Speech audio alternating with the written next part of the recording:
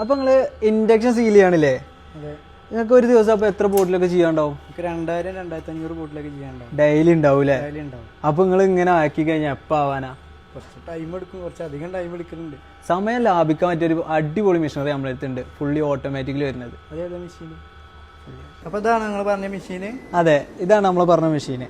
ഇപ്പൊ ഇതിലിപ്പോ ഇതേപോലെ നമ്മൾ എന്ത് ചെയ്യാ, ഇൻഡക്ഷൻ വേണ്ടി നമ്മളെ ഏത് ക്യാപ്പാണെങ്കിലും ക്യാപ്പിന്റെ ഉള്ളിൽ എന്ത് ചെയ്യാ, ഇതേപോലെ വെച്ചു കൊടുക്കുക. അപ്പോൾ ഇതേപോലെ ക്ലോസ് ചെയ്തതിന് ശേഷം നിങ്ങളൊന്ന് കറക്റ്റ് ആ കൺവെയർ ബെൽറ്റിലൊന്ന് ഇങ്ങനെ വിട്ടുകൊടുത്ത് നോക്കി. ഇതിപ്പോൾ ഒന്ന് നമ്മൾ ജസ്റ്റ് വിട്ടാണ്. നിങ്ങൾക്ക് ഇതേപോലെ 2000, 2500, 10000 എത്ര വേണമെങ്കിലും നമുക്ക് ഫാസ്റ്റായിട്ട് അങ്ങനെ ചെയ്യാം. അപ്പോൾ ഇതേപോലെ അതിൻ്റെ ഉള്ളിൽ കൂടി ഒന്ന് വരുമ്പോക്കിന് ഇതെന്തായി, സീലായി കിട്ടി നമുക്കിത്. ഇതുണ്ടോ, ഒരു ലീക്കേജോ കാര്യങ്ങളോ ഇല്ല, ഇതേപോലെ പക്ക സീലായിട്ട് കിട്ടി. ഇതേപോലെ നമുക്ക് കണ്ടിന്യൂസ് എന്ത് ചെയ്യാം, സീൽ ചെയ്യാൻ പറ്റും.